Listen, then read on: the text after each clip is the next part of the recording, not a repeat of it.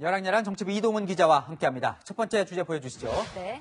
자, 이낙연 민주당 상임선대위원장이 무슨 오류를 했을까요? 기억을 잘못했습니다. 요즘 연일 이제 사과를 하느라 표정이 어둡던데, 자, 어떤 기억을 잘못했습니까? 종합부동산세에 대한 오류였습니다. 일단 보고 오시죠.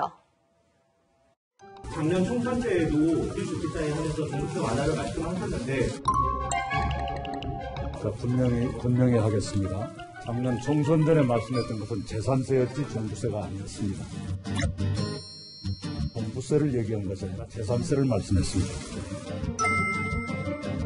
뾰족한 다른 소득도 없는데도 종합부동산세를 중과하는 것이 큰 고통을 준다. 현실에 맞게 고려할 필요가 있다.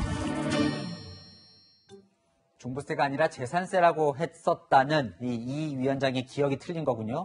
네, 결국 확인해보니 종부세에 대한 언급이 있었다며 사과했습니다. 당시에 정부와 회의를 했지만 뜻대로 되지 않았다고도 덧붙였습니다. 그러니까 당시 이제 종부세 강화가 정부 기조였는데 이 위원장이 완화하겠다고 하면서 이제 주목을 받았던 거거든요. 네. 자, 이번에도 보면 이낙연 위원장은 정부 기조와 달리 부동산 규제 완화를 이야기하고 있어요. 네. 안 그래도 정책 기조를 바꾸는 거냐 기자들이 물었는데요. 허영 민주당 대변인은 정책 기조를 바꾸기보다는 지금 시기에 국민이 원하는 중요한 요청 사항이라고 설명했습니다. 총선 때 선거 전 약속을 못 지켰으니 이번에도 못 지키지 않을까 우려하는 시선도 있습니다. 다음 주제 보겠습니다. 네. 2053대 1 방송인 김어준 씨 얼굴이 보이는데 무슨 경쟁률인가요? 네, 경쟁률은 아니고요. 서울에서 지난해 12월 5인 이상 모임을 금지한 이후 이 지침을 어겼다며 신고당한 개인과 업주가 모두 2,053명인데요. 그중 과태료 부과 여부를 정하기 위해 법률 자문까지 한 건 김어준 씨 건 단 한 건이었습니다.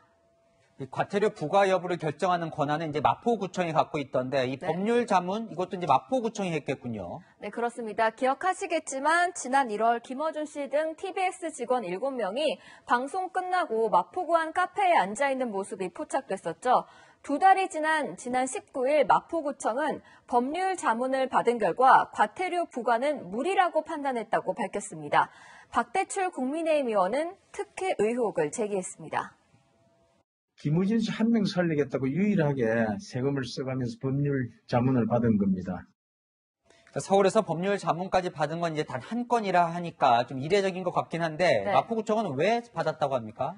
네, 마포구청 관계자는 방송 제작이 5인 이상 집합금지의 예외 상황에 해당하는지 확인하려고 로펌 2곳에 자문을 했다고 말했습니다. 마포구청 측은 다른 시민이 공적 모임이었다고 공문을 보내도 법률 자문을 구할 것이냐는 질문에 상황에 따라 다르겠지만 법률 자문이 필요한 사안 같으면 하겠다. 아직 그런 경우는 없었다고 답했습니다. 마포구청이 시위에 휘말린 게 이 건뿐만은 아니죠. 네, 주민센터에 설치한 배너와 접수 창고가 민주당 상징색과 비슷해서 국민의힘이 관권 선거라고 비판했는데요. 마포구청은 논란이 될 수 있는 것들은 다 철거했다고 밝혔습니다. 선거를 앞둔 시기인 만큼 지적받기 전에 먼저 조심하는 자세가 필요해 보입니다.